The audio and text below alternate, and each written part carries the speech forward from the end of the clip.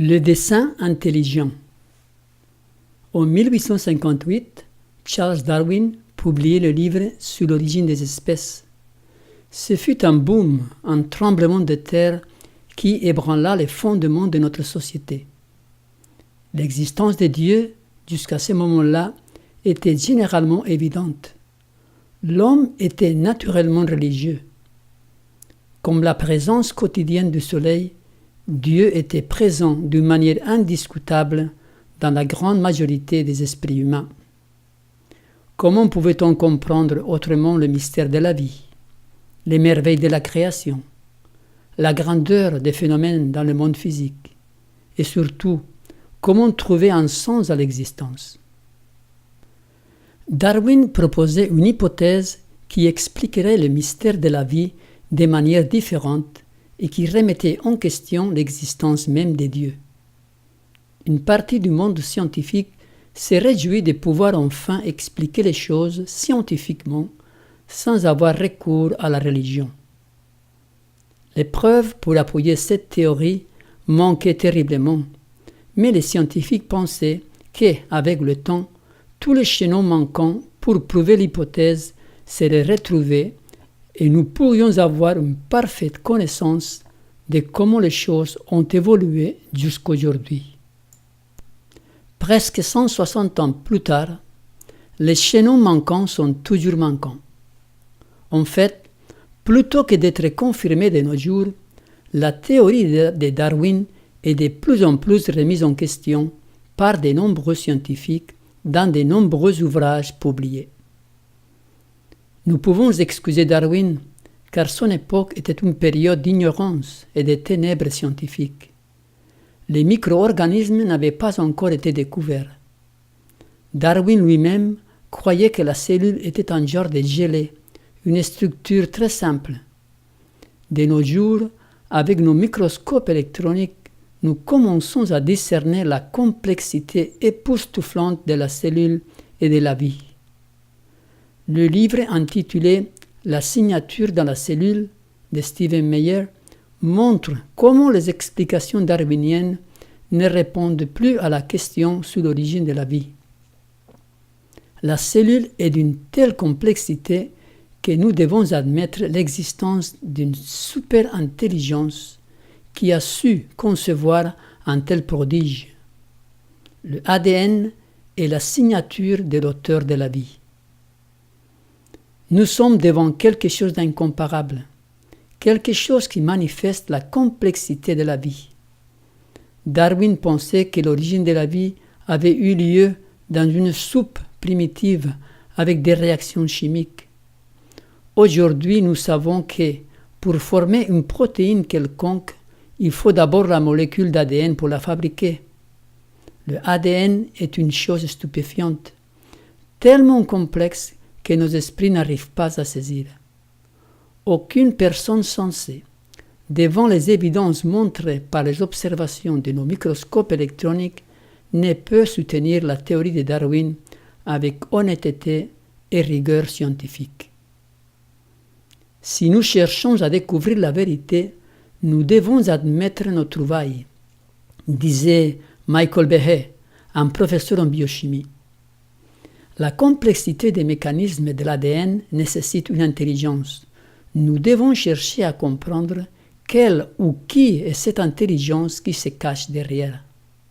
Si Darwin était vivant, il devrait renoncer à son hypothèse car c'est lui-même qui fit la déclaration suivante. S'il pouvait être démontré qu'un organisme complexe existe qui n'a pas été formé par des petites modifications successives, ma théorie s'effondrerait complètement.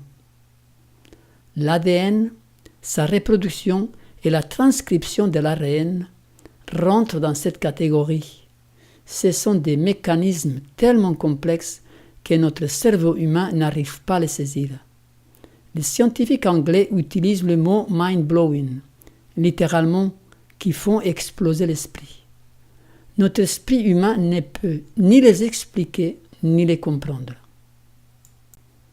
De nombreux scientifiques remettent la théorie de Darwin en question et préconisent ce qu'ils ont appelé le dessein intelligent. Cette hypothèse veut qu'il y a eu création au départ par un être supérieur très intelligent. Tout a été créé prêt à fonctionner. Le concept de complexité irréductible est très en vogue. Il démantèle la théorie de l'évolution à la base. Il veut que, pour qu'un organisme, une fonction, un mécanisme quelconque existe, il faut que toutes les parties constituantes soient présentes dès le début. Sinon, la fonction ne peut pas se produire et encore moins se reproduire. Prenons l'exemple du flagelle des bactéries. Il est d'une complexité étonnante.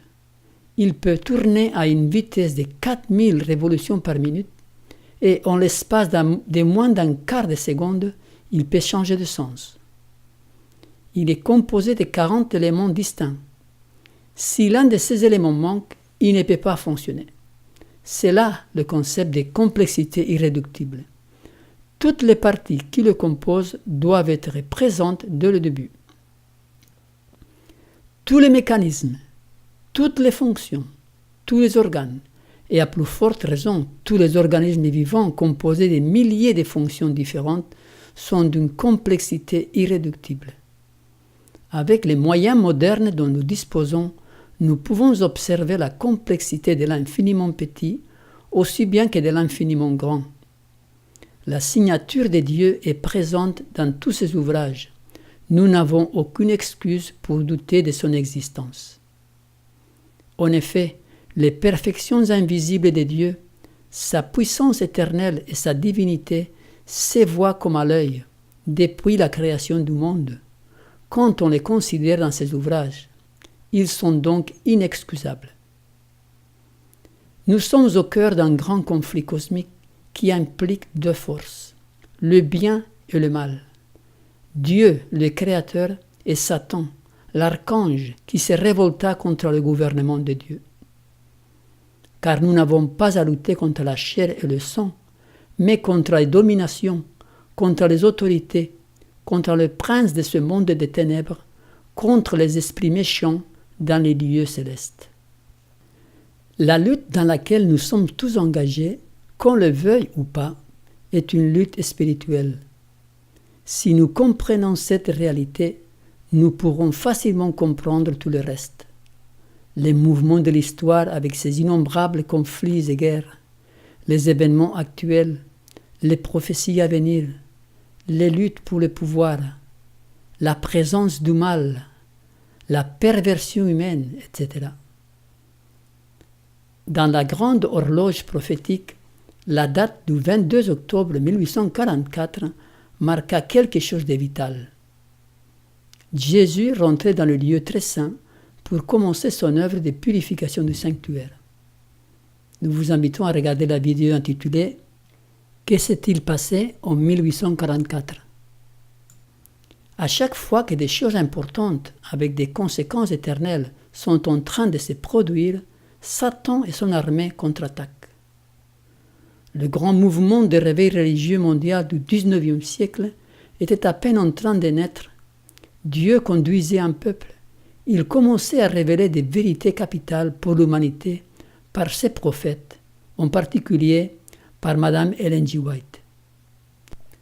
Satan et son armée ne restèrent pas passifs. C'est lui qui, avec sa capacité étonnante pour tromper et séduire, est à l'origine de cette hypothèse de l'évolution des espèces. Dieu inspire les hommes pour les sauver. Satan les inspire pour séduire, égarer et perdre. L'ennemi de Dieu s'est servi de la théorie de Darwin pour remettre en question l'existence même de Dieu. Et aujourd'hui encore, 160 années plus tard, les êtres humains qui sont dupés par les enseignements de Darwin se comptent par millions. Dans les années 1990, plusieurs scientifiques venant de différents domaines de la science se réunirent en Californie pour réévaluer la théorie de Darwin sur l'évolution. Les concepts de complexité irréductible, des dessins intelligents furent évoqués et analysés. À partir de là, des ouvrages ont été publiés qui expliquent ces concepts et bien d'autres choses. Pour ceux qui comprennent l'anglais, il existe plusieurs vidéos sur YouTube qui sont excellents. Nous vous en donnons quelques titres. The Privileged Planet, Unlocking the Mysteries of Life, celui-là il est traduit en français en sous-titres. God of Wonders, Where the Evidence Leads, God is Real, He is the Proof. Nous vous invitons à les regarder, cela vaut la peine, ils sont très bien faits. La vie sur notre planète est uniquement possible grâce à l'ajustement très très précis de plusieurs constantes. Une légère modification de ces données rendrait la vie impossible. Parmi ces constantes, nous allons en citer quelques-unes car il y en a des centaines. La force gravitationnelle des composantes atomiques, la vitesse de la lumière, la gravitation terrestre, la taille de la Lune et du Soleil, notre position précise dans la galaxie et aussi dans le système solaire, la parfaite composition de l'air, la composition de l'eau, la masse et la taille des composantes atomiques et encore beaucoup d'autres. Comment pouvons-nous imaginer que toutes ces constantes, parfaitement et finement ajustées, auraient pu se régler toutes seules? Même si l'on arrivait à penser que la vie n'est qu'une question de chance, la physique, la chimie et toutes les sciences combinées ne pourraient pas expliquer la vie. La vie, c'est beaucoup plus que de la chimie. Bien que ces scientifiques qui appuient le concept de dessein intelligent ne soient pas des chrétiens, ils ont au moins l'honnêteté de reconnaître qu'à la base de la vie, il faut un être supérieur avec une intelligence insondable pour créer tout ce qui existe. Cette création s'oppose à une évolution lente d'une espèce simple à une espèce plus compliquée. Nous avons tous soif de connaître, de comprendre le sens des choses, le sens de notre existence. La création, la nature, nous disent clairement qu'une grande intelligence est cachée derrière tous ces phénomènes. Mais, quant à croire dans le Dieu de la Bible, il faut faire un grand saut. C'est le saut de la foi. Or, la foi est une ferme assurance des choses qu'on espère, une démonstration de celles qu'on ne voit pas. C'est par la foi que nous reconnaissons que le monde a été formé par la parole de Dieu, en sorte que ce qu'on voit n'a pas été fait des choses visibles. La foi n'est pas du domaine tangible, matériel, mais du domaine spirituel. Elle naît et elle se fortifie par l'exercice. Ainsi, la foi vient de ce qu'on entend, et ce qu'on entend vient de la parole de Christ. La parole de Dieu, acceptée, méditée et mise en pratique, fortifiera la plante fragile de la foi. Des possibilités de doute existeront toujours. Vous pourrez par moments ne pas saisir la réalité de la foi et vous serez confronté au même dilemme, évolution ou création. Satan est maître dans l'art de faire naître des doutes, de soulever des objections au sujet du témoignage que Dieu envoie, et beaucoup pensent que c'est une vertu, une preuve d'intelligence de ne pas y croire, de poser des questions et d'ergoter. Ceux qui désirent se livrer au doute auront pour cela de multiples occasions. Dieu ne se propose pas d'enlever tout ce qui pourrait donner lieu au scepticisme. Il donne l'évidence qui doit être examinée soigneusement, avec humilité et un esprit disposé à se laisser enseigner. Le poids de l'évidence devra alors être décisif. Dieu donne des preuves suffisantes à celui qui veut croire avec candeur. Mais quiconque se détourne de l'évidence parce qu'il y a quelques points que son intelligence bornée ne peut saisir, sera laissé dans l'atmosphère glaciale de l'incrédulité où sa foi fera naufrage. Devant un dilemme quelconque, il faut peser les évidences et arriver à une conclusion. Dieu pourrait se manifester ouvertement et tout le monde tomberait à ses genoux. Mais, pour l'instant, il ne peut pas le faire. Le grand conflit qui sévit dans l'univers exige que chacun décide volontairement de croire ou pas. Dieu n'utilise ni la force ni la contrainte. Il n'oblige personne à croire. Dieu n'a pas l'intention de supprimer toutes les objections qu'un cœur charnel peut opposer à sa vérité. Les mystères de la parole de Dieu resteront toujours cachés aux yeux de ceux qui refusent les précieux rayons de lumière qui dissiperaient les ténèbres. Ils marchent en aveugle sans apercevoir la ruine qui les attend. L'amour est volontaire. On ne peut le forcer ou l'imposer. Quand l'enjeu du grand conflit finira, Dieu se manifestera ouvertement devant tous les humains, mais ce sera trop tard pour changer. Chacun recevra ce qu'il aura choisi. Tous les humains reconnaîtront la sagesse divine, même les incrédules, les perdus, reconnaîtront la justice divine. Et toutes les créatures qui sont dans le ciel, sous la terre, sur la mer, et tout ce qui se trouve, je les entendis qui disaient à celui qui est assis sur le trône et à l'agneau soit la louange, l'honneur, la gloire et la force au siècle des siècles. Alors que Dieu a donné des évidences claires pour exercer la foi, il n'enlèvera jamais toutes les excuses pour en douter. Tous ceux qui cherchent des attaches pour accrocher leurs doutes les trouveront. Et ceux qui refusent d'accepter et d'obéir à la parole de Dieu, tant que toutes les objections n'ont pas été enlevées et qu'il n'y a plus d'opportunité de douter, ne parviendront jamais à la lumière. Dieu respecte nos choix personnels, car il est amour. Faisons des choix basés sur les évidences scientifiques qui, aujourd'hui, révèlent une intelligence supérieure.